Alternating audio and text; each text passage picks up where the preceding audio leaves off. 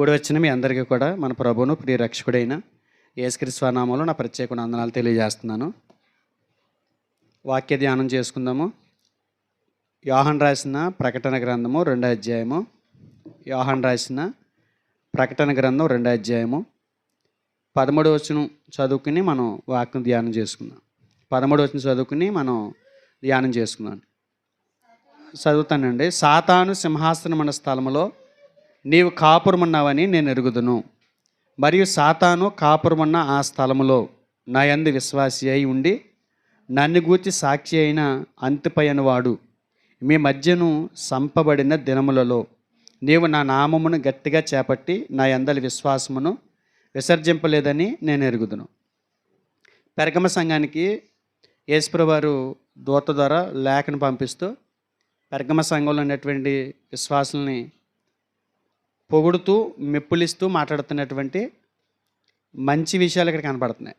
సంఘానికి లేఖ రాస్తూ ఆ రోజు, ఇప్పుడు, భవిష్యత్తులో సమకాలికం అన్నమాట. ఇది ఏదో ఒక కాలానికి సంబంధించింది కాదు. ఇది అందరూ నేర్చుకోవాలన్న ఒక ఉద్దేశంతో దేవుడు తన గ్రంథంలో ఒక సంఘం విశ్వాస విషయంలో ఎలా ఉందో ఆ సంగతులన్నీ కూడా రాయించి దేవుడు తన గ్రంథంలో పొందుపరిచి మన చేతులు పెట్టాడు. అది వాళ్ళకే అని అనుకుంటే పొరపాటు.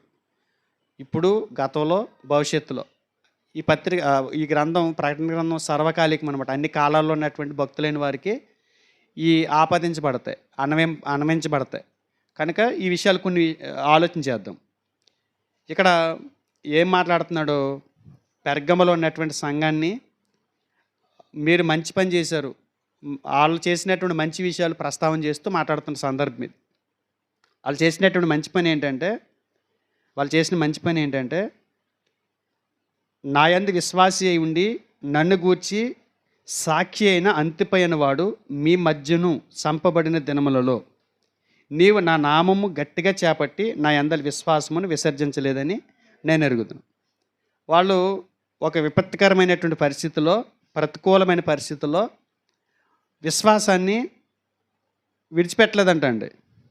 వాళ్ళ విశ్వాసాన్ని విసర్జించలేదంట. ఆయన నామాన్ని గట్టిగా పట్టుకుని విశ్వాసాన్ని విసర్జించలేదంట. అది యేసుక్రీస్తు వారు ఎరుగుదురంట.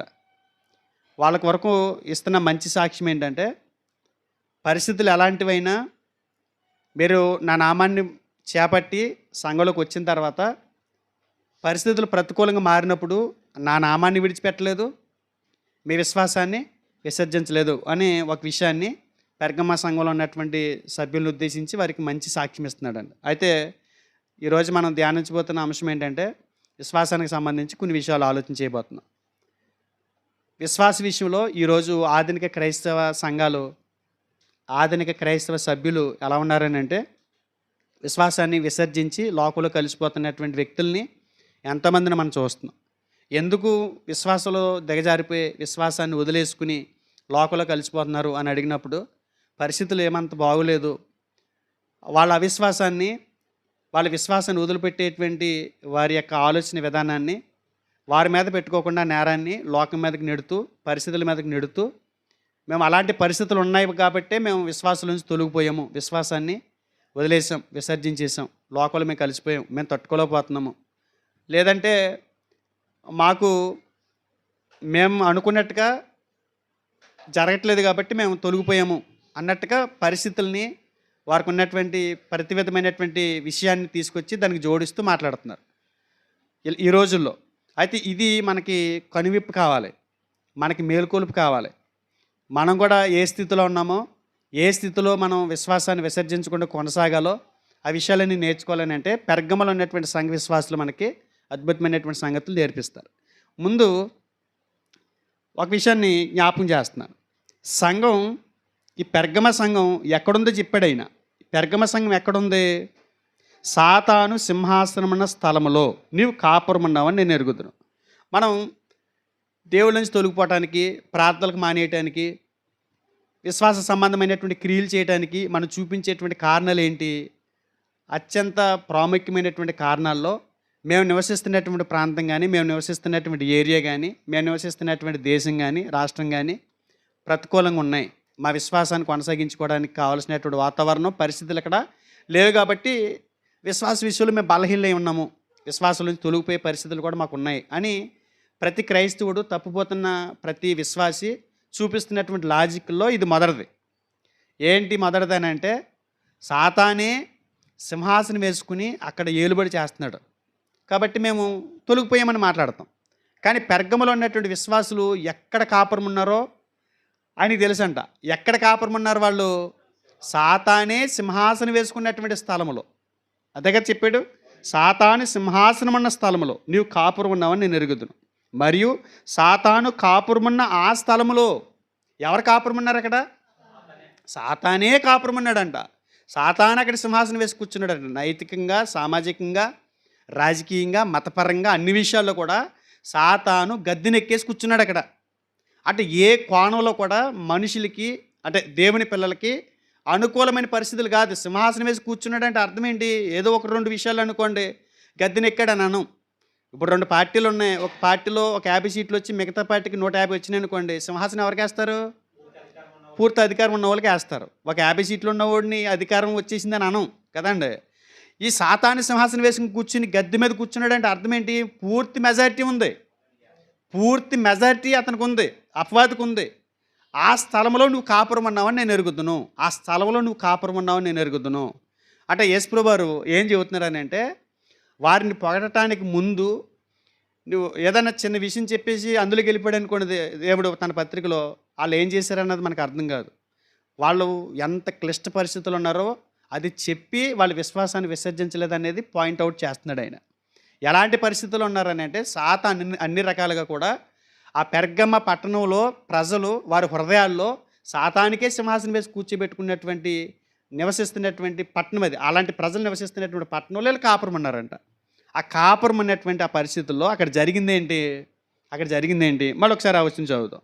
సాతాను సింహాసనం ఉన్న స్థలంలో నీవు కాపురం ఉన్నావని నేను ఎరుగుదును. మరియు సాతాను కాపురమున్న ఆ స్థలంలో నా యందు విశ్వాసి అయి ఉండి నన్ను గూర్చి సాక్షి అయిన అంతిపైన వాడు మీ మధ్యను సంపబడిన దినములలో.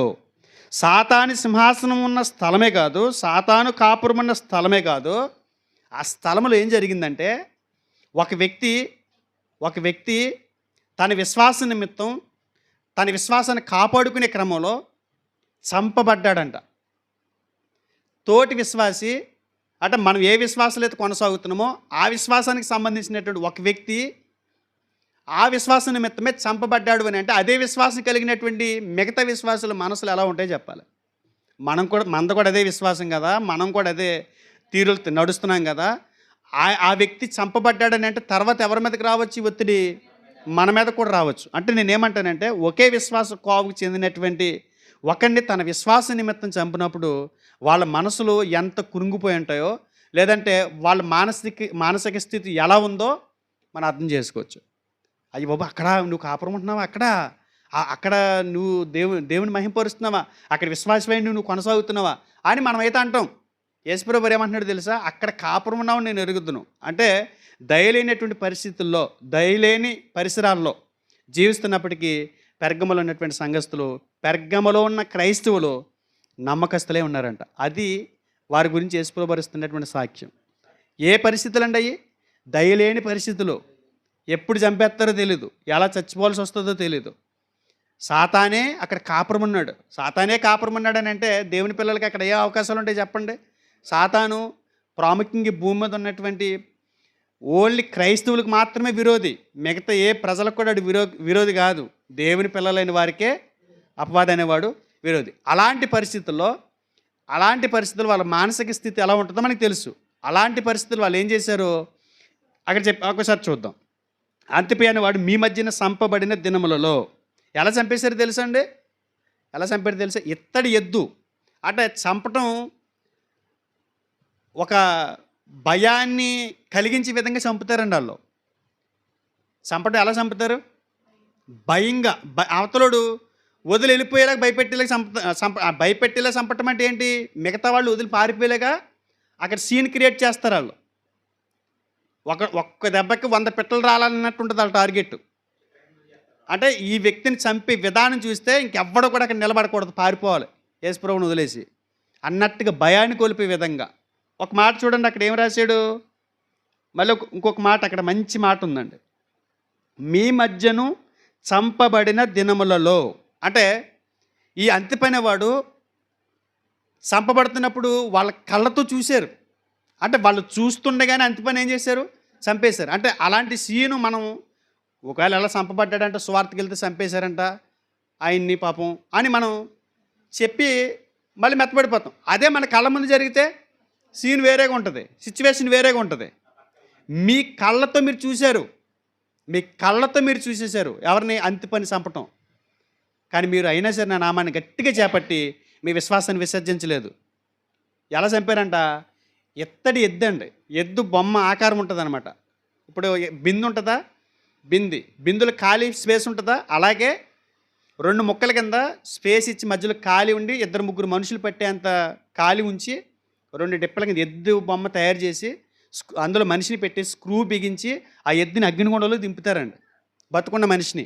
అంటే అది జాయిగా మెల్లమెల్లగా ఆ వేడికి లోన ఆ వ్యక్తి తీవ్రమైనటువంటి ఒత్తిడికి గురవుతూ ఆ కాలిపోతూ ఆఖరికి ప్రాణాలు విడిచిపెడతారంట. అంటే అంత భయంకరంగా చంపేశారంటండి పెర్గమ సంఘస్థులు కళ్ళెదుటే.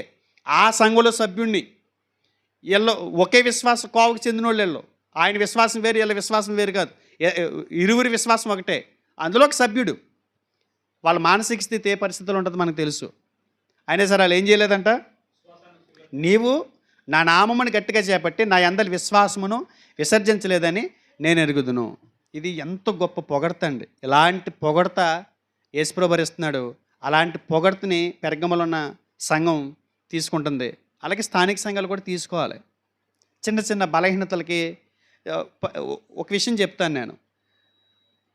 అంతిపై చంపబడింది వ్యాపారం పెట్టుకున్నందుకో, అక్రమ పనులు చేసినందుకో, ప్రభుత్వాన్ని బ్లేమ్ చేసినందుకో, ఆ ప్రభుత్వ ఉద్యోగుల్లో లంచాలు తీసుకున్నందుకో, లోక సంబంధంగా బతకటానికి ఏదో ఒకటి ఎంపిక చేసుకుంటే అక్కడ ఏదో ఇబ్బంది వచ్చి చంపబడటము ఇలా జరగలేదండి.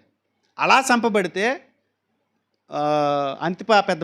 అంతిప గురించి వీళ్ళు పెద్ద బాధపడకపోదురు, యేసుప్రభువు కూడా ఆ లేఖలు చెప్పకపోదురు. కానీ ఆయన చంపబడింది యేసుప్రభువుని నమ్ముకున్నందుకే, యేసుప్రభువుని నందు విశ్వాసం ఉంచినందుకే, ఆయన సొంత రక్షకుడిని అంగీకరించినందుకే. అదే సిచ్యువేషను మనకు వస్తే నిజంగా మనం తప్పులు చేసేసి మనం చేసినటువంటి అన్యాయపు పనులను బట్టి దేవుని దుఃఖాన్ని కలిగిస్తూ శ్రమలు అనిపిస్తూ మనం దాన్ని ఎవరికి ఆపాదిస్తున్నాం? యేసుప్రభువుని నమ్ముకున్నందుకే మాకు ఈ బాధలు, యేసుప్రభువుని నమ్ముకున్నందుకే మాకు ఈ శ్రమలు. నువ్వు అప్పులు చేసేసి నీ ఇష్టానుసారంగా దొల్లి, నీ ఇష్టానుసారంగా బ్రతికి, నీచంగా నీ బ్రతుకు నీ లోకంలో చూపిస్తూ ఎవడో వచ్చి కొడితే, ఎవడో వచ్చి నేను ఇబ్బంది పెడితే దాన్ని కూడా నువ్వు ఎవరికి అప్లై చేస్తున్నావు? యేసుప్రభువుని నమ్ముకున్నందుకే నాకు ఈ బాధలు వచ్చినాయి అంటున్నావు.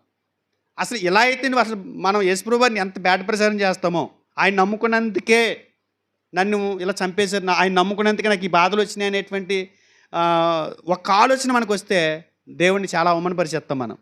కానీ ఆయన చంపబడింది యేసుప్రభువుని నమ్ముకున్నందుకు.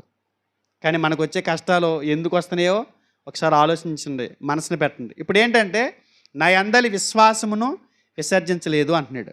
మరణ భయం చేత వారు బెదిరింపబడినప్పుడు సైతం వాళ్ళు ఏం చేయలేదంట? నమ్మకంగానే ఉన్నారంట. ఇప్పుడు ఇంతకీ వాళ్ళు కలిగి ఉన్నటువంటి విశ్వాసం ఏంటి? మనం ఎవరం? మన పేరేంటి? విశ్వాసులమే కదా మన పేరు. క్రైస్తవులమా? క్రైస్తవుల కంటే ముందు ఎవరో మనం విశ్వాసులం.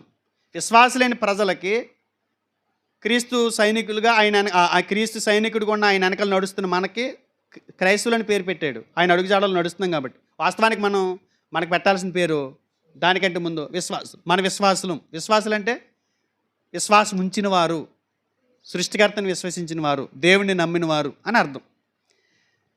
విశ్వాసము ఇక్కడ వీళ్ళ విశ్వాసానికి సంబంధించి వాళ్ళ విశ్వాసాన్ని విసర్జించలేదంట.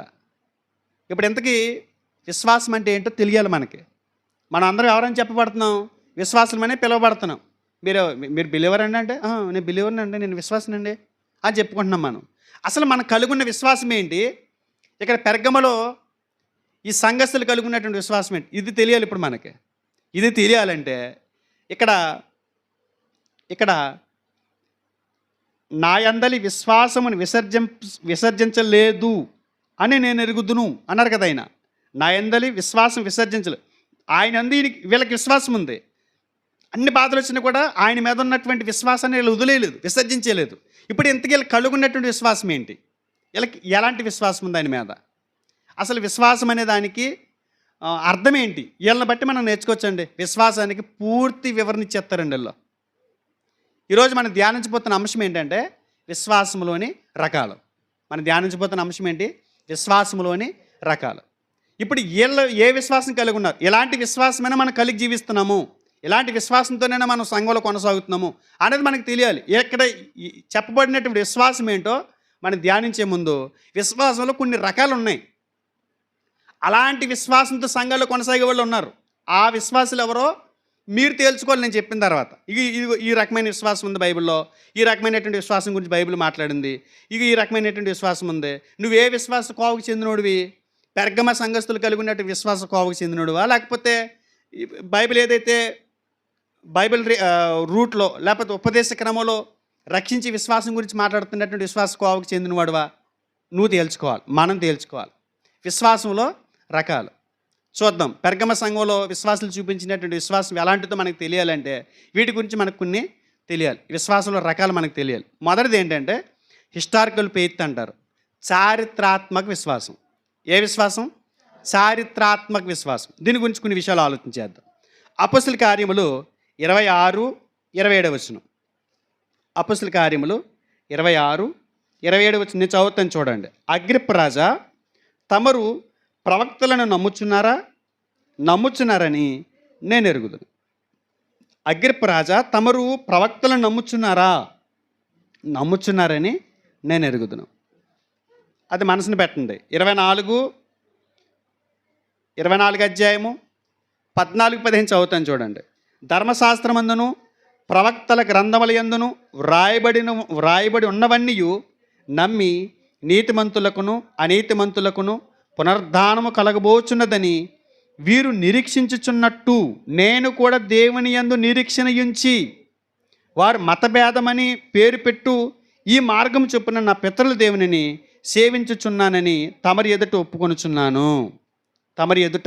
ఒప్పుకొనుచున్నాను. ధర్మశాస్త్రమందును ప్రవక్తల గ్రంథములయందును వ్రాయబడి ఉన్నవన్నీ నమ్మి నీతిమంతులకు అనీతిమంతులకును పునరుద్ధానము కలగబోచున్నదని వీరు నిరీక్షించుచున్నట్టుగా పౌలు గారిని ఎవరైతే ఇబ్బంది పెడుతున్నారో వాళ్ళు కలిగి ఉన్నటువంటి విశ్వాసం ఏంటంటే ధర్మశాస్త్రంలో చెప్పినటువంటి విషయాలు నమ్ముతున్నారు. ధర్మశాస్త్రం కింద ఉండి ప్రవచించినటువంటి ప్రవక్తలను వాళ్ళు నమ్ముతున్నారు. ప్రవక్తలు చెప్పిన మాట ప్రకారమే వాళ్ళు విశ్వసిస్తున్నారు. అలాంటి విశ్వాసమే నాది, వాళ్ళది అదే విశ్వాసం. ఇక్కడ అగ్రిప్పతో మాట్లాడితే ఏమన్నాడు? తమరు ప్రవక్తలు నమ్ముచున్నాము. మీరు నమ్ముచున్నారని నాకు తెలుసు అంటున్నాడు ఆయన. అంటే ఇది ఏ విశ్వాసం అంటే చారిత్రాత్మకమైనటువంటి విశ్వాసం. ప్రవక్తల గురించి అగ్రిప్పగా తెలీదు. ప్రవక్తలు ఏం ప్రవచించాడో ఇక్కడ నేరస్తుడిగా పౌలు గారిని నిలబెట్టినటువంటి అక్కడ యూదులైన వారికి తెలియదు. అసలు ప్రవక్తల గ్రంథాలు చదవలేదు, అలా ఆ ప్రవక్తలు ఎప్పుడు వచ్చారో తెలియదు. కానీ రాయబడినటువంటి పుస్తకాన్ని చదివి నమ్ముతున్నారు. అవునా? రాయబడిన చరిత్రను నమ్ముతున్నారు వాళ్ళు. ఇది చారిత్రాత్మక విశ్వాసం అంటారు. ఉదాహరణకి మన చరిత్రను నమ్ముతాం. ఒక మాట, అశోక చెట్లు చూసారు ఎప్పుడైనా? రోడ్డు పక్కన ఉంటాయి, స్కూల్స్లో ఉంటాయి, కాలేజీల్లో ఉంటాయి అశోక చెట్లు. చూసారా? తలకి ఊపుతున్నారా? చూసారా? అశోక చెట్లు తెలుసా? బాగా నిటారుగా ఎదుగుతాయి. ఆ చెట్లు వేసింది ఎవరు? అశోక చక్రవర్తి వేసాడు, అశోకుడే వేసారు. మీరు చూసారా? అశోకుని చూసారా? చూడలేదు కదా. అశోకుని చూడలేదు. ఎవరు చెప్పారు మరి? పుస్తకాలు, మన పాఠ్య పుస్తకాల్లో ఉంది. ఔరంగజేబుని చూసారా మీరు? కానీ ఔరంగజేబు చరిత్ర తెలుసు కదా మనకి. ఔరంగజేబు ఉన్నాడా? ఔరంగజేబు ఉన్నాడు కదా, చరిత్రలో ఆ వ్యక్తి ఉన్నాడు. అతని తాలూకు ఆనవాళ్ళు ఉన్నాయి. మనం బాగా డీప్కి వెళ్తే ఆ పలానా వ్యక్తి ఔరంగజేబు ఉన్నాడండి, ఇలా చేశాడండి, ఇలా వచ్చాడండి, అదండి. ఇప్పుడు ఔరంగజేబు కానీ అలెగ్జాండర్ గురించి మనం ఎక్కువగా చెప్పుకుంటూ ఉంటాం. నన్ను సమాధి చేసినప్పుడు నన్ను 2 చేతులు బయటకెట్టి సమాధి చేయండి అని చెప్పాడండి అని మనం ప్రసంగంలో కూడా వాడేసుకుంటాం. నిజంగా అలెగ్జాండరు 2 చేతులు బయటికి పెట్టి సమాధి చేయమన్నాడో లేదో మనకు తెలియదు. ఆయన చెప్పాడంట, రాశారు. అది రాసింది చదివి మనం మాట్లాడుతున్నాం. మన దగ్గరుండి చూడలేదు కదా స్వయంగా. ఏమి నమ్ముతున్నాం? చరిత్రను నమ్ముతున్నాం. రాయబడినటువంటి చరిత్రను నమ్ముతున్నాం. రాయబడిన చరిత్రను మనం నమ్ముతున్నాం. కానీ వారిని మనం చూడకపోయినా నమ్ముతున్నాం. అందుగురించి దీన్ని ఏమంటారంటే చారిత్రాత్మక విశ్వాసం. చారిత్రాత్మకమైన విశ్వాసం. రాయబడినటువంటి చరిత్రను నమ్ముతున్నాం. అయితే ఇక్కడ విషయం ఏంటంటే రాయబడిన దాంట్లో వాస్తవం ఎంత, కల్పితం ఎంత మనకు తెలియదు. అయినా సరే ఏం చేస్తున్నాం, టకీలమని నమ్మేస్తున్నాం. ఇలాగా బుక్లో రాసేదడికి ఇలాగంట అలాగంట అని నమ్మేసి మన పిల్లలకి చెప్పేస్తాము, మన సహోదరులకి మన తోటి సహవాసులకి చెప్పేస్తాం. ఇలా అంట ఔరంగజేబు ఇలా అంట అలా అంట ఇలా అంట అని చెప్పేస్తాం. అవునా కదా? ఇప్పుడు అమలాపురం ఉంది కదా, అమలాపురానికి ఆ పేరు ఎలా వచ్చింది, ఎవరు పెట్టారు? పూర్వీకులు కాదండి, ఔరంగజేబు పెట్టాడు. ఔరంగజేబు దండయాత్రకు వచ్చినప్పుడు ఇలాగ ఆ రోడ్డు అంటే గుర్రాల మీద వెళ్తుంటే రోడ్డు పక్కని చింతకాయలు తలకు తగిలేస్తుంటే ఇలా మాటికి ఇలా వంగుంటూ ఒక చోట ఆగి కోసుకుని దాన్ని హిందీలో చింతకాయని ఇమ్మిలి అంటారు. అంటే ఇది దారి పొడిగిన ఎలా ఉందండి అని చెప్పేసి దీనికి ఇమిలి కపూర్ అని అన్నాడంట. ఇమిలి కపూర్ అన్నాడంట. ఇమిలి కపూర్ వాళ్ళు ఇప్పుడు ఏమైంది, అమలాపూర్ అయింది. చరిత్రలు నేను చదివాను, అది ఆయన అన్నాడో లేదో తెలియదు, చరిత్ర చదివాను, నేను నమ్ముతున్నాను. చారిత్రాత్మక విశ్వాసం అది నమ్ముతున్నాం కదా. యేసుప్రభు గురించి రాయబడినటువంటి విషయాలన్నీ కూడా నమ్మేటోళ్ళు కూడా ఉన్నారు. ఆయన చరిత్ర పలానా చోట పుట్టాడు, బెత్లెహేములో పుట్టాడు, కన్యక మరియకి పుట్టాడు, ఇలాగా రాయబడిన దాన్ని చదివి నమ్మటాన్ని చారిత్రాత్మక విశ్వాసం అంటారు. అంటే కొంతమందికి బైబిల్ సత్యాలు తెలియకపోవచ్చు, కానీ బైబిల్లో రాయబడిన విషయాలు చదువుతారు, వింటారు. జరిగిందంట, అప్పుడు యేసుప్రభు వారు పుట్టాడు కదా 2000 సంవత్సరాల క్రితం అని మాట్లాడే విశ్వాసం అంట. మనకంటే ఎక్కువ ఎవరికి తెలుసా? మతోన్మాదులకు తెలుసు. మనం తప్పు పట్టుకోవాలని చెప్పేసి మనకంటే ఎక్కువ చదువుతున్నారు దేన్ని, బైబిల్ని. అంత మాత్రాన మనం తప్పు పట్టుకోవాలని చెప్పేసి యేసుప్రభు వారి చరిత్ర చదివేసి మనకి చెప్పేసినంత మాత్రాన అది విశ్వాసం అవుతుందా? నమ్ముతున్నారా? మీ యేసుప్రభు కన్యకి పుట్టాడా, ఇలా ఉంది కదా అక్కడ వచ్చినాం, ఇలా ఉంది కదా అని చెప్పి మనకేదో కౌంటర్లు వేస్తున్నారు వాళ్ళు. యేసుప్రభు వారు కన్యకి పుట్టాడు అన్నది రాయబడిన దాన్ని నమ్ముతున్నారు. యేసుప్రభు అని ఆయన పుట్టాడు, నమ్ముతున్నాం. నమ్మినంత మాత్రం అతను విశ్వాసం అయ్యాడు, ప్రశ్నిస్తున్నాడు కదా. అంటే దీన్ని ఏమంటారంటే హిస్టారికల్ ఫెయిత్ అంటారు. అంటే చారిత్రాత్మకమైనటువంటి విశ్వాసం. నమ్మిందల్లా అది నిజమైపోదు. వాస్తవం ఎంతో కల్పితం ఎంతో మనకు తెలియకపోయినా కూడా నమ్మినంత మాత్రాన నువ్వు విశ్వాసం అవ్వవు. ఇప్పుడు ఔరంగజేబు పుట్టాడు, పలానా చోట తిరిగాడు, నమ్మావు, అది అన్న నిన్ను పరలోకం తీసుకెళ్తుందా? యేసుప్రభు వారు బెత్లెహేములో పుట్టారు, మన కొరకు కలువరి సిలువలో ప్రాణం పెట్టారు, చదివావు, అది నేను నమ్మాను అని మనం నమ్మి లోనకి వచ్చాం. లోనకి రాకుండా చదివిన వాళ్ళు ఉన్నారు. మరి వాళ్ళు రక్షించబడిపోతారా? ఏమి నమ్ముతున్నారు వాళ్ళు? చరిత్రలో ఒక ఆయన ఇలా పుట్టారంట, ఇలా జరిగిందంట అని నమ్ముతున్నారు. అది చారిత్రాత్మకమైన విశ్వాసం, పరలోకానికి నడిపించే విశ్వాసం కాదు అది. ఇంకోటి ఏంటంటే ట్రెడిషనల్లో ఫెయిత్ ఉంది. ట్రెడిషనల్ ఫెయిత్ దాన్ని ఏమంటారంటే సాంప్రదాయ విశ్వాసం. ఏ విశ్వాసం? సాంప్రదాయ విశ్వాసం. అంటే ఇది పారంపర్యంగా వచ్చేది. పారంపర్యంగా వచ్చేదంటే మా ముత్తాత మా తాత నుంచి మా నాన్నకి, మా నాన్న నుంచి నాకు, నా నుంచి నా పిల్లలకి, వాళ్ళ పిల్లల నుంచి వాళ్ళ పిల్లలకి, ఇలాగా దాన్ని ఏమంటారు ట్రాన్స్ఫర్ అవుతుంది. తరతరాలుగా మా పితరుల నుంచి వస్తుంది అన్నట్టు. అంటే మా పూర్వీకులు నమ్మారు, మేము కూడా నమ్ముతున్నాం. మా పూర్వీకులు ప్రార్థనలకు వెళ్తున్నారు కాబట్టి మేము కూడా వెళ్తున్నాం. అంటే వీళ్ళ నమ్మకం ఏంటంటే రుజువులు లేనటువంటి నమ్మకం. తాత నువ్వు ఆయన యేసుప్రభు వారిని నమ్మటం గల కారణం ఏంటి, ఎందుకు ప్రార్థనకి వెళ్తున్నావు, ఏం చేశారు ఆయన అని అడగటం లేదు. యేసుప్రభు వారు ఎక్కడ పుట్టాడో తెలియదు, ఎవరో తెలియదు. వాళ్ళు ప్రార్థనకి వెళ్తున్నారు కాబట్టి మేము కూడా ప్రార్థనకి వెళ్ళిపోతున్నాం అంతే. వాళ్ళు వెళ్తున్నారు, వాళ్ళ వెనకాల వాళ్ళ పిల్లలు వెళ్తున్నారు, వాళ్ళ మనవాళ్ళు వెళ్తున్నారు. ఇది ట్రెడిషనల్ ఫెయిత్, అంటే సాంప్రదాయ విశ్వాసం. మా సాంప్రదాయం అన్నది అన్నట్టుగా. వీళ్ళకి చరిత్రతో కానీ హేతు పద్ధతితో కానీ నిమిత్తం లేదు. వాళ్ళు నమ్మారు కాబట్టి వీళ్ళు నమ్ముతున్నారు. వాళ్ళు ఎందుకు నమ్మారో వాళ్ళకి తెలియదు, వీళ్ళు ఎందుకు నమ్మారో వీళ్ళకి తెలియదు. వీళ్ళు వాళ్ళని అడగరు, వాళ్ళు వీళ్ళకి చెప్పరు. కానీ వీళ్ళు ఎవరు? పుట్టి విశ్వాసులు. ఏ విశ్వాసులు వీళ్ళు? పుట్టి విశ్వాసులు. వీళ్ళు మొత్తాతలు నమ్మారు కాబట్టి మేము కూడా నమ్ముతున్నాం. అంతేగాని వీళ్ళకంటూ ఒక నమ్మకం లేదు. దీన్నే ట్రెడిషనల్ ఫెయిత్ని మూఢనమ్మకం అని కూడా అంటారు. అడగటాలో, దాన్ని ఏమంటారు ప్రశ్నించటాలు, నేర్చుకోవటాలు ఏమి ఉండవు. అలా రీసైక్లింగ్ అన్నట్టు అలా జరుగుకుంటూ వెళ్ళేటువంటి విశ్వాసం. ఇలాంటి వాళ్ళు పరలోకం వెళ్తారా? ఎలాంటి అన్వేషణ లేకుండా గుడ్డిగా నమ్మేవాడు పరలోకం వెళ్తాడు, అది మూఢనమ్మకం అనిపించబడుతుంది. కనీసం నువ్వు నమ్మిన దాని గురించి పూర్తి అవగాహన కూడా లేకుండా నువ్వు సంఘంలో కొనసాగుతున్నావు అని అంటే నీ పితరులు ఏదో చెప్పారు, నువ్వు దాన్ని ఫాలో అవుతున్నావు అంతే. నీకంటూ హేతు పద్ధతి లేదు, కారణాలు లేవు. ఎందుకు నమ్మేవో నువ్వు ఎందుకు నమ్మ యేసుప్రభు అని అడిగితే ఈ కారణం చెప్పలేని పరిస్థితి. మా తాత వెళ్ళాడు కాబట్టి మేము వెళ్తున్నామన్నా. దీన్ని ఏమంటారు? సాంప్రదాయ విశ్వాసం. ఇందాకది చారిత్రాత్మకమైన విశ్వాసం. ఇన్ని రకాల విశ్వాసాలు ఉన్నాయండి. నువ్వు ఏ కోవకు చెందావో నువ్వు ఆలోచించాలి. ఇది చారిత్రాత్మకమైన విశ్వాసమా, చరిత్రలు రాశారు కాబట్టి నమ్ముతున్నావా, లేదనుకుంటే మీ తాత నమ్మాడు కాబట్టి ఆ తాత అడుగు జాడల్లో వెళ్ళాలని ఏదైనా అనుకుంటాడో మా అమ్మ ఏమనుకుంటుంది అనుకుని నువ్వు ఏదైనా వెళ్తున్నావా, అసలు వాళ్ళ మీద ఉన్నటువంటి గౌరవంతో. ఇవన్నీ ఆలోచించుకోవాల్సిన అవసరత మనకు ఉంది. తర్వాత ఇంకోటి ఏంటంటే నామినల్ ఫెయిత్ అంటారు దీన్ని. అంటే నామకార్థ విశ్వాసం. నామకార్థ విశ్వాసం వీళ్ళ విశ్వాసులే, వీళ్ళది విశ్వాసమే, కానీ నామకార్థ విశ్వాసం. హేతుబద్ధమైనటువంటి రుజువులు ఉంటాయి, చారిత్రక రుజువులు ఉంటాయి. వీళ్ళు ఊరకనే నమ్మరు, వీళ్ళు నమ్మటానికి హేతు ఉంది. వీళ్ళు చారిత్రాత్మకమైన రుజువులు కూడా నమ్ముతున్నారు. అంటే బాగా పరిశీలన చేస్తారు. యేసుక్రీస్తు వారు అంటే ఏంటి, పరలోకంలో ఉన్న దేవుడు అంటే ఏంటి, ఆయన ఎందుకు ప్రాణం పెట్టి, ఇవన్నీ తెలుసు వాళ్ళకి. యేసుప్రభువు వారు మా కోసం ప్రాణం పెట్టాడని కూడా నమ్ముతారు. యేసు ఎవరో తెలుసు, బైబిల్ ఏంటో తెలుసు, బైబిల్ ఎన్ని అధ్యాయాలు తెలుసు, బైబిల్లో ఎన్ని పుస్తకాలు ఉన్నాయో తెలుసు. మొత్తం దానికి సంబంధించినటువంటి మెటీరియల్ అంతా చదివేస్తారు. యేసుప్రభువు వారు ఎందు నిమిత్తం వచ్చి ప్రాణం పెట్టారో కూడా తెలుసు. పాపం మనం చేసినటువంటి పాపాన్ని బట్టే వాళ్ళు ప్రాణం పెట్టారని తెలుసు. అన్నీ తెలుసు వీళ్ళకి. కానీ వీళ్ళ నమ్మకం వీళ్ళ ఫెయిత్ వాళ్ళ ఆత్మీయ, మానసిక, నైతిక, శారీరక, భౌతిక జీవితాల మీద ఎలాంటి ప్రభావం చూపించదు.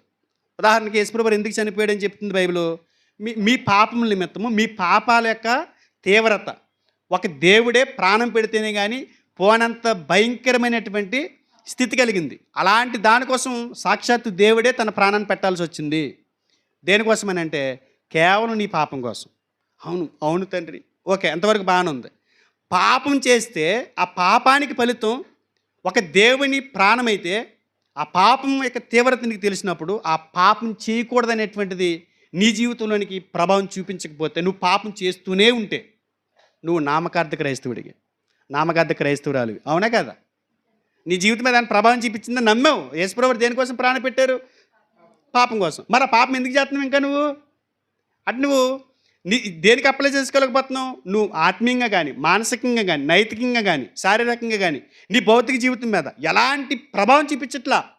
వెళ్తున్నావో వస్తున్నావు. ఏమనాలి? నామకార్థ విశ్వాసం. ఏదో చేతనం అంతేనా? ఒకసారి చూడండి, తీతుకు రాసిన పత్రిక 1వ అధ్యాయం 16వ వచనం. తీతుకు రాసిన పత్రిక 1వ అధ్యాయం 16వ వచనం. దేవుణ్ణి ఎరుగుద్దామని వారు చెప్పుకుందరు కానీ, వాళ్ళు ఏం చెప్పుకుంటున్నారు? దేవుణ్ణి ఎరుగుద్దామని వారు చెప్పుకుందరు కానీ అసహ్యులను, అవిధేయులను, ప్రతి సత్కార్య విషయము భ్రష్టులనై ఉండి తమ క్రియల వలన ఆయనను ఎరగమన్నట్టున్నారు. ఎవరండి వీళ్ళు? నామకార్థ క్రైస్తవులు. అంటే బైబిల్లో చెప్పబడినటువంటి ఏ వర్తమానం కూడా వాళ్ళ జీవితాల మీద ప్రభావం చూపించట్లేదు. కాబట్టి వాళ్ళు ఏ విశ్వాసం వాళ్ళది? నామకార్థ విశ్వాసం. ప్రభావం చూపించాలండి. వాళ్ళ జీవితాల మీద ప్రభావం చూపించకుండా వస్తూ పోతూ ఉన్నారనుకోండి, అది నామకార్థ విశ్వాసం. నేను అడుగుతున్నాను, నువ్వు విశ్వాసం అని చెప్పుకుని ఒక్క వచనం కూడా నీ మీద ఒక్కసారి కూడా ప్రభావం చూపించకపోతే, నీ ఆత్మీయ జీవితంలో 10 ఏళ్ల సీనియారిటీ, 20 సంవత్సరాల సీనియారిటీ, 30 సంవత్సరాల సీనియారిటీ, నేను 30 సంవత్సరాల క్రితం నేను ప్రభువుని నమ్ముకున్నాను, 30 ఏళ్ళ క్రితం నేను విశ్వాసిని అని చెబుతూ ఒక్కరోజు కూడా, ఒక్క ప్రసంగం కూడా నీ జీవితంలో దేవునికి ఆయాసాన్ని కలిగించేటువంటి ఒక్క చెడు లక్షణం కూడా నువ్వు విడిచిపెట్టకపోతే నీ విశ్వాసం నామకార్థమైనటువంటి విశ్వాసం. ప్రశ్నించుకో, నేను నిజంగా విశ్వాసినని ఈ రకంగా చూస్తే వదలలేకపోతున్నాను అంటే నేను ఎవరిని? నా విశ్వాసం ఎలాంటిది? నామకార్థ విశ్వాసం. ఎన్ని విశ్వాసాలు అయినాయి? 1 చారిత్రాత్మక విశ్వాసం, 2 సాంప్రదాయ విశ్వాసం, 3 నామకార్థ విశ్వాసం. 4వది ఫెయిత్ ఆఫ్ మెరాకిల్స్ అని అద్భుతముల ఆధారిత విశ్వాసం. ఏ విశ్వాసం? అద్భుతముల ఆధారిత విశ్వాసం. అంటే అవసరాల కోసం దేవుణ్ణి నమ్ముకునే విశ్వాసం. వీళ్ళ పనులు తీరిపోయిన తర్వాత, వీళ్ళ పనులు అయిపోయిన తర్వాత ఆయనతో పని ఉండదు ఇక. వీళ్ళ విశ్వాసం ఎలాంటిదంటే అవసరానికి దేవుణ్ణి ఉపయోగించుకునేటువంటి విశ్వాసం, అవసరం నిమిత్తం ప్రార్థనలకు వచ్చే విశ్వాసం, అవసరం తీరేంత వరకు సంఘం చుట్టూ తిరిగే విశ్వాసం, వాళ్ళ పనులు అయ్యేంత వరకు భక్తులుగా ఏదైనా చేసే కార్యక్రమాలు ఉంటాయి చూసారా, అవన్నీ కూడా ఎలాంటివని అంటే ఫెయిత్, అద్భుతాలు ఏదైనా జరుగుతాయి మా జీవితాల్లో, అద్భుతం జరిగిపోయిందంటే డ్రాప్ అయిపోతారు. ఒకసారి అలాంటి వాళ్ళని చూపిస్తాను చూడండి. యోహాను సువార్త 2వ అధ్యాయము, యోహాను సువార్త 2వ అధ్యాయం 23 నుంచి చదువుదాం. 23 నుండి. ఆయన పస్కా పండుగ సమయమున యెరూషలేములో ఉండగా ఆ పండుగలు అనేకులు ఆయన చేసిన సూచక్రియలను చూచి, ఏమంటే ఆ పండుగలు ఎంతమంది అండి? అనేకులు ఆయన చేసిన సూచక్రియలను చూచి ఆయన నామమందు విశ్వాసముంచిరి. ఆయన నామమందు ఎప్పుడు విశ్వాసముంచారు? సూచక్రియలు చూసంట. అంటే ఆయన మీద విశ్వాసం ఉంచడానికి గల వాళ్ళకి కారణం ఏంటంటే సూచక్రియలు, అద్భుతాలు చేస్తున్నాడు, మెరాకిల్ చేస్తున్నాడు. ఇది దేవునికి ఇష్టమా అని అడుగుతున్నా. చూద్దాం ఎలా చెప్పగలం ఇష్టం ఉండదని. దాన్ని కంటిన్యూ చేద్దాం. అయితే యేసు అందరినీ ఎరిగిన వాడు కనుక ఆయన తన్ను వారి వశము చేసుకొనలేదు. ఆయన తన వశము వారిని చేసుకోలే, వారి వశం చేసుకోలేదంట తను. ఆయన అంటే అర్థం ఏంటి? యేసు వారిని నమ్మలేదు. సూచక్రియలు చూసి విశ్వాసం ఇచ్చిన వాళ్ళని నమ్మట్లేదంట ఆయన. ఎందుకని? ఇప్పుడు ఎవరన్నా మనం ఎక్కడికైనా వెళ్తున్నప్పుడు సహాయం అడిగామనుకోండి, ముందు రోజు సహాయం అడిగామనుకోండి, వస్తాను అని అన్నాడు అనుకోండి, సరే బాబు ఇంత మంచోడు నన్ను వెనకలు వచ్చి సహాయం చేసి లేకపోతే నాకు తోడుగా వస్తానన్న ఇలాంటి మంచి స్నేహితుడు దొరుకుతున్న అదృష్టం అని అనుకున్నాడు అనుకోండి. కొద్ది దూరం వెళ్ళిన తర్వాత ఆల్రెడీ టిఫిన్ చేసేసాడు, బయలుదేరేటప్పుడు. పొద్దుటే బయలుదేరదాం అనుకున్నాం, టిఫిన్ చేసే బయలుదేరాడు. దారి మధ్యనే హోటల్ కనబడుతున్నాయి, పెద్ద పెద్ద పూరీలు పొంగిపోయి. ఎరా ఆపవా అన్నాడు వెనకాలండి. సరే అని చెప్పేసి ఆపాడు. ఆపిన తర్వాత అక్కడ టిఫిన్ చేయలేదంటే కొద్దిగా తిని బయలుదేరాను రా అన్నాడు. తర్వాత కొద్దిగా ఎదరికి వెళ్ళిన తర్వాత 12 అయిపోయింది అన్న, మరి జ్యూస్ అంత అవుతుంది కదా అన్నాడు. మళ్ళీ కొద్దిగా ఎదరికి వెళ్ళిన తర్వాత భోజనం చేసేద్దామా, 12:30కి జ్యూస్ తాగిన అరగంటకి. మళ్ళీ కొద్ది దూరం వెళ్ళిన భోజనం చేసేసారు. భోజనం చేసిన తర్వాత కొద్ది దూరం వెళ్ళిన తర్వాత ఏదైనా స్వీట్ అని తింటూ గమ్మున అరుగుతుందేమో రా అన్నాడు. అప్పుడు వీడికి అర్థమైంది ఏమని, వీడు నాకు సహాయంగా రాలేదు, నన్ను తోడేయటానికి వచ్చాడు అని. ఇంజిన్ తోడేయటానికి వచ్చాడు, శిలని పెట్టేసి నా నరాలకి తోడేద్దామని వచ్చాడు రక్తమంతనీడు అని అర్థమై ఇంకెప్పుడైనా తీసుకెళ్తావా? తీసుకెళ్ళవు. యేసుప్రభువు వాళ్ళ ప్రవర్తన చూశాడు, అర్థమైపోయింది ఆయనకి ఏమని, వీళ్ళు మన తోడేసే రకాలు తప్ప వీళ్ళకి మనకి ఏమీ ఉపయోగపడే రకాలు కాదు. ఏదో సూచక్రియ అంతేగాని వాళ్ళ వశం చేసుకోలేదంట, ఆయన నమ్మలేదంట. అలా గుట్టగుట్టల కింద వస్తుంటారు, ఆడబాళ్ళ దగ్గరికి వస్తారు, ఒడ్డుగూడెం పోతారు, అక్కడికి జనాలు మాత్రం దండిగా కనపడతారు. మన స్థానిక సంఘాలు మాత్రం జనం కనపడరు. మీరు కంగారు పడకండి, దేవుడు వారిని వాళ్ళ వశం చేసుకోవట్లేదు ఆయన. అలాంటి వాళ్ళు నమ్మట్లేదు ఆయన, అసలు నమ్మకం లేదు ఆయనకి. ఎందుకంటే అద్భుతం చూసి వచ్చినాడు అద్భుతం చేయకపోతే వదిలిపోతాడు, మేలు చేయకపోతే వదిలిపోతాడు. అంతేనా? చూడండి ఒకసారి. ఈ జీవితకాలం మట్టుకే ఆయన నమ్మే వాళ్ళని ఎంత తీవ్రంగా ఖండించాడంటే యోహాను సువార్త 6వ అధ్యాయము 22 వచ్చింది కానీ చూడండి. మర్నాడు సముద్ర ప్రార్థరిని నిలిచి ఉన్న జనసమూహం వచ్చి చూడగా ఒక చిన్న దోణి తప్ప అక్కడ మరి ఒకటి లేదనియు, యేసు తన శిష్యులతో కూడా దోణి ఎక్కలేదు కానీ ఆయన శిష్యులు మాత్రమే వెళ్ళిరనియు తెలుసుకున్నారు. ఎంక్వైరీ వేసుకుంటున్నారండి. యేసుప్రభువు ఎక్కడికి వెళ్ళారు, ఏంటి చిన్న దోణి ఉంది ఇక్కడ జనం అని ఎంక్వైరీ వేసుకుంటున్నారు. ఎందుకు ఎంక్వైరీ వేసుకుంటారో తెలుస్తుంది మీకు. ఎంక్వైరీ వేసుకున్నారు, ఎక్కడండి అని. 23 వచ్చిన. అయితే ప్రభువు కృతజ్ఞతాస్తుతులు చెల్లించినప్పుడు వారు రొట్టె భుజించిన చోటునకు దగ్గరనున్న తిబిరేయి నుండి వేరే చిన్న దోణులు వచ్చాను. కాబట్టి యేసును ఆయన శిష్యులను అక్కడ లేకపోట జనసమూహం చూసినప్పుడు వారి చిన్న దోణులెక్కి యేసును వెతుకుచూ కపెర్నహూమునకు వచ్చిరి. అంటే కిరాయిలు మాట్లాడేసి నీళ్ళే వచ్చేస్తున్నారు అక్కడికే. ధోనికి కిరాయి ఇచ్చేసి పర్సనల్గా మేము ఎంత మన నలుగురు వెళ్ళిపోతాం, మేము 2 ఫ్యామిలీకి వెళ్తాం అని చెప్పి కిరాయిలు మాట్లాడుకుని యేసుప్రభువు ఎక్కడ ఉన్నారో సమాచారం తెలుసుకుని అక్కడికి వెళ్ళిపోతున్నారండి దండీలుగా. కిరాయిలు మాట్లాడుకుని అంతంత దూరం నుంచో వచ్చేస్తారండి ఆటోలు వేసుకుని. ఆడబాల దగ్గరికి అండి మన రాష్ట్రం దాటి వస్తున్నారండి, మన రాష్ట్రానికి అవతలలో వస్తున్నారు. పిచ్చెక్కిపోతుంది వీళ్ళ విశ్వాసం ఏంటిరా నాయన, ఏంటిది అసలు? పరలోకం కోసం బతుకుతున్నారు వీళ్ళు, లోకం కోసం, పెంట కోసం, తాత్కాలికంగా ఉండేటువంటి ఈ సుఖభాగాల కోసం దేవుడిని నమ్మటం ఏంటి, ఈ జీవితకాలం మట్టి క్రీస్తుని నిరీక్షించడం ఏంటి అనిపిస్తుంది. ఎక్కడెక్కడి నుంచో వచ్చేస్తున్నారు. పక్కనే, ఇంటి పక్కనే ఆదివారం ప్రార్థన జరిగితే వెళ్ళరు.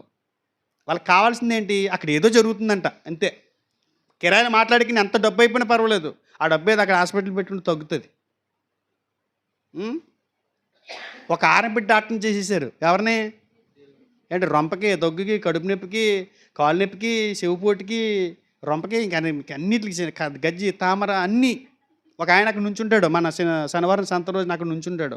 గజ్జ, తామర ఏంటండి ఇదే, ఇచ్చిగట్టు పడితే తగ్గుతుంది అదే, మందుల షాపులోకి వెళ్ళి తీసుకుంటేనా ఏంటి, నీ గజ్జి తగ్గిస్తాను యేసుప్రభు పరలోకాన్ని వదిలొచ్చింది నీకోసం. ఎంతంత దూరాల నుంచి గజ్జి తగ్గిందంటే, ఎప్పటి నుంచో తగ్గని స్కిన్ అలర్జీ తగ్గిందంటే వస్తాయి. దేవుడిని నమ్మని వస్తాయి, రాకపోయినా నమ్మకపోయినా వస్తాయి. జబ్బులు ఈ శరీరం ఉంది కాబట్టి, శరీరం ఉన్నప్పుడు జబ్బులు వస్తాయి. ఆయనకి ఇష్టమైంది అనుకోండి తగ్గిస్తారు, ఆయనకు ఉపయోగపడతాం అనుకోండి తగ్గిస్తారు. అలా జరుగుతూ ఉంటాయి. అయితే ఇక్కడ జరిగింది ఏంటి చూడండి, 25వ వచనం. సముద్రపు అద్దరిని ఆయనను కొని దొరికేసాడండి. దొరికేసాడు ఆయన. పట్టేసుకున్నారంతే. పట్టేసుకుని ఏం చేశారు చూడండి. బాధకుడా, నీవెప్పుడు ఇక్కడికి వచ్చితివని అడగగా యేసు, అరే బాబా ఆ పాయింట్ పక్కన పెట్టండి అయ్యా, నేను ఎప్పుడు వచ్చానో ఇవన్నీ పాయింట్లు వద్దు, కానీ లాజిక్లు మ్యాజిక్లు ఏం మాట్లాడకండి. సూట్గా పాయింట్కి వచ్చేస్తున్నాను. వీడు అంటాడు కదా, సూట్గా పచ్చిగా డైరెక్ట్గా పాయింట్కి వచ్చేస్తున్నాను అంటాడు, గంట మాట్లాడతాడు. కానీ ఈయన సూట్గా మాట్లాడతానని 2 ముక్కలు చెప్పేశాడు. అంటే సోది చెప్పేవాడు కాదు ఆయన. ఏం చెప్పాడు చూడండి, సూట్గా ఒక్క ముక్కలో, మీరు సూచనలు చూచుట కాదు కానీ రొట్టెలు భుజించి తృప్తి పొందుట వలనే నన్ను వెదుగుచున్నారని మీతో నిశ్చయంగా చెప్తున్నాను. 6వ అధ్యాయం మొదట్లో చూడండి, అక్కడ రొట్టెలు పంచి పెట్టాడు ఆయన. ఆ రొట్టెలు ఏమా టేస్ట్ ఉన్నాయి, ఈయన మళ్ళీ వెళ్తే అక్కడ కూడా పెడతాడని వచ్చేసారు. మీరు రొట్టెల కోసం వచ్చారు నాకు తెలుసా అన్నాడు ఆయన. మీరు పైన అదే అక్కడ ఉన్నారు వీళ్ళు. అక్కడి నుంచి ఇంకెక్కడ వెళ్తాయి, ఎక్కడ ఉంటాయి, ఎవరైనా ప్రార్థనకు రమ్మంటే ఏం అడుగుతున్నారు, భోజనాలు ఉంటాయా అని అడుగుతున్నారు. చూసారు, ఆ రకాలన్నమాట. మీరు సూచనలు చూసటం వలన కాదు. అంటే నేను ఎందుకు చేశాను సూచన, నేను ఆ సూచన చేయటం గల కారణం ఏంటి, నేను దేవుని కుమారునని, మీ ఆత్మను రక్షించగలనని, మీరు చనిపోయిన తిరిగి లేపగలనని, మరలా వస్తానని, సమాధుల నుంచి లేపి మిమ్మల్ని తీసుకెళ్తానని చెప్పటానికి అది చేశాను నేను. కానీ అది వదిలేసి ఇది పట్టుకుని డైలీ ఈ చేస్తారేమో అని వచ్చేస్తున్నారు. అందుగురించి నేను చెప్పాడు చూడండి, 27వ వచనం. క్షయమైన ఆహారం కొరకు కష్టపడకుడు కానీ నిత్యజీవుని కలగజే అక్షయమైన ఆహారం కొరకే కష్టపడండి. మనిషి కుమారుడు దానిని మీకు ఇచ్చును. నేను ఇచ్చేది ఏంటి తెలుసా, క్షయమైపోయే ఆహారం కాదు, అక్షయమైన ఆహారం నేను ఇస్తాను. ఎప్పటికీ నువ్వు బ్రతుకుండే చక్కటి ఆహారం నేను ఇస్తాను. ఇప్పుడు ఇచ్చిన ఆహారం క్షయమైపోద్ది, తింటావు, అరుగుద్ది, బహిర్భూమిలో కలిసిపోద్ది. అలాంటి ఆహారం నేను ఇవ్వను. అలాంటి ఆహారం నీకు దేవుడు పరలోకంలో ఈ లోకంలో చేసి ఉంచాడు. నువ్వు తింటున్నావు, వెళ్తున్నావు, అదంతా ఓకే. కానీ నేను వచ్చింది అందుకు కాదు, అక్షయమైన ఆహారం ఇవ్వటాను. మీరు ఎప్పుడు బ్రతుకుండాలని నా కోరిక. మీరు తినే ఆహారం అలా కడుపులో ఉండాలంతే. ఇక ఆకలి ఉండకూడదు, దప్పుకు ఉండకూడదు, నిద్ర ఉండకూడదు, ఏడుపు ఉండకూడదు, బాధలు ఉండకూడదు, వేదన ఉండకూడదు. అలాంటి జీవితాన్ని ఇవ్వడానికి వచ్చానయ్యా, నేను అందుకు వచ్చానని చెప్పాడు ఆయన. వాళ్ళు ఎతికింది దేనికి ఎదుగుతున్నారు చెప్పండి, ఈ జీవితకాలం మట్టుకే. ఎన్ని రకాల విశ్వాసాలు నేను అడుగుతున్నాను. ఇందులో 4వ పాయింట్ గడిపోతారేమో. అర్థవాలేదు మీకు? 4వ రకమైనటువంటి విశ్వాసంలోనికి మనం అందరం ఏమైనా వెళ్తామా అని అనిపిస్తుంది. కాదు కదా? ఓకేనా? కన్ఫర్మ్ చేస్తున్నాను. అయితే నేను కన్ఫర్మ్ చేయట్లేదు, పైన ఉన్నాడు ఆయన. నువ్వు ఎందుకు నమ్మేవో, నీ విశ్వాసం ఏంటో, నువ్వు దేనికోసం దేవుని అమ్మడంటున్నావో నాకు తెలీదు. నీ గుండెల్లో, నీ హృదయంలో నువ్వే ఆలోచనలతో ఉన్నావో, ఏ తలంపులతో ఉన్నావో ఆయనకి తెలుసు. నా గుండెల్లో నా ఆలోచనలు ఏమున్నాయో ఆయనకి తెలుసు. కాబట్టి ఓకే కదా, ఎగ్రీ. మనం ఈ 4 ఎందులో ఉండకూడదు, ఉంటే పరలోకాన్ని పోగొట్టుకుంటాం. పెర్గమ సంఘస్థులు ఇలాంటి విశ్వాసాన్ని వాళ్ళు కనపరచలా. మరి ఏంటి వాళ్ళ విశ్వాసం? పెర్గమ సంఘం చూపించినటువంటి విశ్వాసం ఏంటి అని అంటే, ఒకసారి ప్రకటన 2వ అధ్యాయానికి వెళ్దాము. ప్రకటన 2వ అధ్యాయము 13వ వచనం ఆఖరి నుంచి చదువుతున్నాను చూడండి. నీవు నా నామమును గట్టిగా చేపట్టి నా యందలి విశ్వాసమును విసర్జించలేదని నేను ఎరుగుదును. విశ్వాసము అని ఉన్న చోట ఇక్కడ కొత్త నిబంధన గ్రీకులో రాయబడింది కదా. గ్రీకులో విశ్వాసం అనేటువంటి పదానికి పిస్టిస్ అనేటువంటి పదం ఉంది. పిస్టిస్ లేదంటే పిస్టియో అంటే నామవాచక క్రియాపదం ఇది. నామవాచక క్రియాపదం. క్రియాపదం అంటే చేసి చూపించేది. విశ్వాసం అని అంటే నాకు నమ్మకం గుండెల్లో ఉంది అని అలా ఉండిపోయేది కాదు. ఈ పదం చేసి చూపించే పదం. విశ్వాసి అని అంటే అతడు క్రియలో చూపిస్తాడు. నేను విశ్వాసిని అని బయటోడికి ఎలా తెలుస్తుంది అని అంటే, నువ్వు ఎవరి కోసం బతుకుతున్నావో ఎలా తెలుస్తుంది? ఇప్పుడు నేను నా పిల్లల కోసమే బతుకుతున్నాను అనే దానికి నేను చూపించగలను. ఎందుకని? వాళ్ళ కోసమే కష్టపడుతున్నాను, వాళ్ళ కోసమే నా శ్రమ, వాళ్ళ కోసమే నేను బతుకుతున్నాను అని మనం కొన్నిసార్లు మాట్లాడుతుంటాం కదా. ఆ మాటలు బట్టి మనం ఏమంటాం? పిల్లలంటే ఈయనకి చాలా ఇష్టం, ఇదిగో నా భార్య కోసమే అంటున్నాడు అనుకోండి. మాటికి ఎవరి కోసం బతుకుతున్నాడు అంటే క్రియలు కనపడుతున్నాయి కదా. అలాగే పిస్టిస్ అనే పదంలో విశ్వాసి అని చెప్పినప్పుడు ఎవరినైతే విశ్వాసం ఉంచాడో ఆయన కోసం బ్రతికే క్రియలు కనపడతాయంట. ఆయన కోసం ఏదైనా చేయడానికి సిద్ధపడేటువంటి వాళ్ళ పనులు కనపడినప్పుడు అది విశ్వాసం అని అనబడుతుందంట. మన క్రియలు ఎలా ఉన్నాయి ఒకసారి ఆలోచించండి. మన క్రియలు ఎలా ఉన్నాయి ఆలోచించండి. విశ్వాసానికి తగిన క్రియలేనా?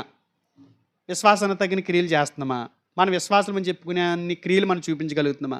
ఇదే సందర్భం పిస్టిస్ అనేటువంటి పదం మరొక వ్యక్తి జీవితంలో అతడు కూడా విశ్వాసం ఉంచాడు అని చెప్పడానికి పిస్టిస్ అనే పదం వాడారు. ఇక్కడ మనకు పూర్తి వివరణ వల్ల ఒకసారి అక్కడికి వెళ్దాం. హెబ్రీయులకు రాసిన పత్రిక 11వ అధ్యాయము. హెబ్రీయులకు రాసిన పత్రిక 11వ అధ్యాయం 23వ వచనం చదువుతున్నాను చూడండి. 23 నుంచి 29 వరకు రాసుకోండి. 23 చదువుతున్నాను. మోషే పుట్టినప్పుడు అతని తల్లిదండ్రులు ఆ శిశువు సుందరుడై ఉండు చూచి విశ్వాసమును బట్టి, దేని బట్టి? విశ్వాసమును బట్టి రాజ్యాజ్ఞకు భయపడక 3 మాసములు అతన్ని దాచిపెట్టిరి. మోషే పెద్దవాడైనప్పుడు విశ్వాసమును బట్టి మోషే గారికి ఏముంది? విశ్వాసం ఉంది. ఇక్కడ కూడా పిస్టిస్ పెర్గమ సంఘస్థులు కలిగి ఉన్నటువంటి విశ్వాసానికి వాడినటువంటి పదమే మోషే గారు కలిగి ఉన్నటువంటి విశ్వాసానికి కూడా వాడాడు. పిస్టిస్ అంటే మోషే గారి విశ్వాసం ఇచ్చాడు. ఆ విశ్వాసం ఎలాంటిదో తెలుసా? చెప్తున్నాడు చూడండి. ఐగుప్తు ధనము కంటే క్రీస్తు విషయమైన నింద గొప్ప భాగ్యమని ఎంచుకుని అల్పకాలము పాపభోగము అనుభవించుటి కంటే దేవుని ప్రజలతో శ్రమ అనుభవించడం మేలని యోచించి పరో కుమార్తె యొక్క కుమారుడిని అనిపించుకున్నటకు ఒప్పుకొనలేదు. ఏలయనగా అతడు ప్రతిఫలముగా కలగబో బహుమానమునందు దృష్టి ఉంచాను. 24 నుంచి 26 వరకు మోషే గారి విశ్వాసానికి సంబంధించినటువంటి క్రియల గురించి మాట్లాడారు కదా. నేను సూటిగా 7 విషయాలు చెప్తున్నాను. ఇందులో 7 విషయాలు అర్థం చేసుకోవడానికి ప్రయత్నం చేయండి. మోషే గారు విశ్వాసాన్ని బట్టి అని పరిశుద్ధాత్మ దేవుడు రాయించాడు కదా. మోషే గారికి విశ్వాసం ఉంది. ఎలాంటి విశ్వాసమో చెప్తున్నాడు. ఏంటంటే మొదట మోషే శ్రమని ఎన్నుకున్నాడు. నమ్మి ఏం చేశాడు? ఆయన శ్రమని ఎన్నుకున్నాడు. 2 మోషే తృణీకరింపబడ్డానికి ఇష్టపడ్డాడు. 3 ఐగుప్తు భోగాన్ని లోకభోగమని అనుకున్నాడంట, విసర్జించాడంట. ఐగుప్తు నాకు వద్దు, ఐగుప్తు నాకు అవసరం లేదన్నట్టు. 4 శ్రమలు అనిపించాడంట. 5 పరో కుమార్తె యొక్క కుమారుడు అనిపించుకోవడానికి నిరాకరించాడంట. ఐగుప్తు ధనం వద్దనుకున్నాడంట. ఆయన ఐగుప్తు ధనం అంటే ఏంటి 2-3 సార్లు చెప్పాను మీకు. మళ్ళీ ఒకసారి సందర్భం వచ్చింది కాబట్టి చెప్తున్నాను. ఎవరి కుమారుడిగా పెంచబడ్డాడు ఈయన? పరో కుమార్తె యొక్క కుమారుడిగా. పరో అంటే ఎవరు? ఐగుప్తుని పరిపాలించే చక్రవర్తులకి పొర అంటారు. రోమా సామ్రాజ్యాన్ని పరిపాలించే వారిని కైసర్లు అంటారు. చక్రవర్తుల పేర్లు అవి. పొర అంటే చక్రవర్తి అని. ఐగుప్తు చక్రవర్తి కూతురు కొడుకు. ఐగుప్తు చక్రవర్తి కూతురు పెంచుకుంది ఈయన్ని 40 ఏళ్ళు వచ్చే వరకు. 40 ఏళ్ళు వచ్చిన తర్వాత వాళ్ళు ఏం చేస్తారని అంటే రాజు తర్వాత ఇతను రాజుగా కూర్చోబెడతారు. కూర్చోబెట్టేటప్పుడు ముందు అక్కడ రాజు సింహాసనం మీద అభిషేకించే ముందు వాళ్ళు ఏం చేస్తారంటే ఐగుప్తుల సాంప్రదాయం ప్రకారం ఒక పెద్ద భవనానికి తీసుకెళ్ళి ఎవరైతే రాజు సింహాసనం మీద కూర్చోబోతున్నాడో ఆ రాజుగారికి మొత్తం 8 అంతస్తులు 7 అంతస్తులు 8 అంతస్తులు ఎత్తు, ఒక లేయర్లోనేమో బంగారు, ఒక లేయర్లో ధనం, ఒక లేయర్లో ఇలా 7 లేయర్స్లో విపరీతమైనటువంటి ధనం ఇచ్చి తీసుకుంటారంట. అది పరిపాలించే ముందు అలా హస్తగతం చేస్తారంట. అతనికి ఆ ధనాన్ని చూసి అన్నాడంట నాకు వద్దా అన్నాడంట. అసలు మనకు 1000 ఎత్తు చాలు. ప్రార్థన మానేస్తావా? 500 ఇచ్చి ఇక్కడ 1000 ఇస్తా అన్నాడు అనుకో, ప్రార్థన వచ్చు వారం వెళ్ళొచ్చు, బోలని రోజులు ఉన్నాయి. నాకు 1000 వస్తుందండి, 500 వచ్చింది 1000 వస్తుందంటే 500 లాభం వస్తుంది అనుకుని వదిలేసే రకాలు మనం. ఐగుప్తు దాన్ని వద్దనుకున్నాడంట ఆయన. ఫరో కుమార్తె యొక్క కుమారుడు అనిపించుకోవడానికి ఇష్టపడలేదంట. ఎవరైనా ఒక కౌన్సిలర్ మనకు ఫోన్ చేసి బాబు ఎక్కడున్నావు బాబా అందనుకో, కౌన్సిలర్ ఫోన్ చేసింది తెలుసా ఇవాళ ఏంటి, కౌన్సిలర్ ఫోన్ చేస్తే మరి నాకే చేసిందంటే కౌన్సిలర్ ఎక్కడావిడి, ఏ వార్డు, ఎంతమందికి కౌన్సిలర్ ఆవిడి, ఎమ్మెల్యే గారు నన్ను చూసి నవ్వేడు తెలుసా, భుజమ్మ చేసాడు తెలుసా, ఎవరట, ఈ ఎమ్మెల్యే గారంట. ఎంతమందికి, 1,60,000 మందికి ఎమ్మెల్యే అయిన శాసనసభ్యుడు. ముఖ్యమంత్రి వెళ్ళేటప్పుడు ఇలా ఇచ్చాడు నా ఇంక చూసి, అంటే నవ్వితే నీకు అంత ఆరాటం అయిపోతుంది, భుజమ్మ చెయ్యితే అసలు అంత గొప్పోళ్ళు లేడు అనుకుంటున్నావు. అసలు ఒక రాజ్యాన్ని పరిపాలిస్తున్నటువంటి చక్రవర్తి కూతురు ఈ సింహాసనం తీసుకుపోయే వారసుడిగా నీకు ఇస్తున్నాడు మా డాడీ అని అన్నప్పుడు నీకు నీ తల్లి తత్వానికి ఒక దండం, నేను అందుకోసం బతకట్లా అని చెప్పాడంట. అంతేనా? నేను విశ్వాసం అంటే ఏంటి అంటున్నా, ఏ క్రియలే, ఒక రూపాయి వదులుకోలేము మనం, ఆధిక్యతలు వదులుకోము, ఏది వదులుకోలేం క్రీస్తు ప్రభు కోసం. ఇంకేంటి ఎందుకు ఇవన్నీ వదిలేసుకున్నాడనంటే, ఇవన్నీ ఎందుకు వదిలేసుకున్నాడనంటే భవిష్యత్తు స్వాస్థ్యంపై నిరీక్షణ ఉంచాడంట. ఆఖరిలో ఆయన అదే చెప్పాడు కదా, అతడు ప్రతిఫలముగా కలగబోవు బహుమానమునందు దృష్టి ఉంచాను. అంటే భవిష్యత్తు స్వాస్థ్యం మీద ఆయన దృష్టి పెట్టాడంట. అంటే దీనికంటే అది గొప్పది, దీనికంటే అది గొప్పది అనుకున్నాడు. ఇది పట్టుకున్నాం అనుకోండి, అది పోగొట్టుకుంటాం. మనం తాత్కాలికమైనటువంటి ఈ లోకంలో కొన్ని బహుమానాల కోసం, చిన్న ఉద్యోగాల కోసం, ఆఖరికి ఆదివారం కూడా ఆరాధనకు మానేసి ఆ ఉద్యోగాల కోసం ఆ స్కూల్ చుట్టూ వాటి చుట్టూ తిరిగేవాడు విశ్వాసి కాదు నా దృష్టిలో. కష్టం వచ్చినా బాధ వచ్చినా వాళ్ళు రిజెక్ట్ చేస్తారనుకున్నా నువ్వు నిలబడగలగాలి దేవుల్లో. ఈయన ఏం చేశాడు, భవిష్యత్తులో రాబోయే స్వాస్థ్యం నాకు కావాలనుకున్నాడు. ఇది తాత్కాలికం అన్నాడు, దానికి మించింది నాకు ఉందన్నాడు పరలోకం. మనం కూడా ఈ తాత్కాలికమైన వాటి కోసం దేన్ని వదిలేసుకుంటున్నాం, పరలోకానికి సంబంధించి ఎన్ని వదిలేసుకుంటున్నాం. తాత్కాలికమైనవి, తృణమాత్రమైనవి, పాప భోగం. అది లోకంలో ఉన్నటువంటి ప్రతిది కూడా పాప భోగం అన్నాడు. మన బహుమానం ఏంటి, పరలోకం. తాత్కాలికంగా ఉంటాం, పోతాం ఇక్కడి నుంచి, కానీ అది శాశ్వత కాలం ఉంటాం. అది దాటిందా నిత్య నరకం, నిత్యము వేదన అనిపిస్తాం అగ్నిగుండంలో. ఈ రెండిట్లో ఏది నీ గురి, నీకు ఆ గురి అయితే మాత్రం నీ క్రియలు ఇక్కడ కనపడతాయి, నీ విశ్వాసానికి తగ్గట్టు క్రియలు కనపడతాయి. ఆయన ఏం చేశాడు తెలిసి అన్నీ అనుకుని ఐగుప్తును వదిలేసి రాత్రికి రాత్రే బయటకు వచ్చాడు, భయపడకుండా. అది విశ్వాసం అంటే. పిస్టిస్ అనే పదానికి అర్థం అది. ఈయన జీవితంలో చూసాం మనం. పెర్గమ సంఘస్థులు ఆఖరికి ప్రాణాన్ని పోగొట్టేసుకోవడానికి కూడా ఇష్టపడ్డారు. అది పీక్స్. ఆ విశ్వాసం ఎలాంటిదంటే ఇంకా పీక్స్కి వెళ్ళిపోయింది. చంపేమని అడిగే రకాలన్నమాట వాళ్ళు ప్రభు కోసం. ఏంటి ఆలోచన చేస్తున్నావు, చంపేస్తాం మీరు స్వార్థ 2-3 సార్లు చెప్పు, అదేది చేసే, ఎంతసేపు చూడాలి, నీకు భయం వేస్తుంది ఏంటి అనే టైప్ వాళ్ళు. మనం గేదెలు వేపుకుని కూడా కాలగట్టుని కూర్చున్నాడంట. సువార్తకి వెళ్తుంటే మా కుర్రోళ్ళు కూర్చుంటే ఆ గేదెలు ఆ చేలో మేస్తున్నాయి, ఈయన కాలగొట్టుని కూర్చున్నాడు. ఓకే ఇంకా భోజనం టైం అయింది కదా, గేదెలు లాక్కొచ్చేద్దాం బయటికి అని అక్క సరువు కరెక్ట్గా లేచాడంట బోటెట్టుకుని. రే కుట్టేసాడు రండి పరిగంట ఒక ఆయన. అందులో ఆయన గేదెలు మేపుకునేవాడు, అట్లా బయటకు తీసుకొద్దామని కర్రెట్టుకు లేచాడు. ఈడేమో కర్రెట్టుకి మనల్ని కొట్టేత్తకు రెడీగా ఉన్నాడు అని చెప్పి పొరుగంట. అలాంటి రకాలు మనం. ఏంటి విశ్వాసం వెళ్ళే, ఏంటి విశ్వాసం వెళ్ళే, క్రియారూపమైనటువంటి విశ్వాసం. ఒకసారి మాట చూపించి నేను ముగిస్తాను. యాకోబు రాసిన పత్రిక 3వ అధ్యాయము, యాకోబు రాసిన పత్రిక 3వ అధ్యాయము 13వ వచనం. మీలో జ్ఞాన వివేకములు గలవాడెవడు, వాడు జ్ఞానంతో కూడిన సాత్వికం గలవాడై తన యోగ్య ప్రవర్తన వలన తన క్రియలను కనపరచవలెను. ఏం కనపరచాలండి, క్రియలు కనపరచాలి. కనపరచకపోతే 26వ వచనం 2, ప్రాణము లేని శరీరం ఎలాగ మృతము అలాగే క్రియలు లేని విశ్వాసము మృతము. 2:26 అందులోనే.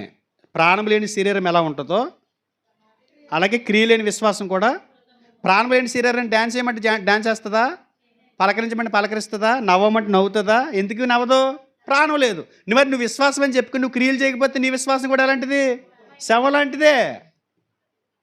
కానీ ఇవాళ చాలామంది విశ్వాసం ఏంటి తెలుసా, దెయ్యాలు కలిగి ఉన్నటువంటి విశ్వాసం. దెయ్యాలు కూడా ఏం నమ్ముతున్నాయి చూడండి. 2వ అధ్యాయము 19వ వచనం. దేవుడు ఎక్కడని నీవు నమ్ముచున్నావు. కానీ మనం నమ్మట్లేదా? నమ్ముతున్నాం. దేవుడు ఒక్కడని నమ్ముతున్నాం.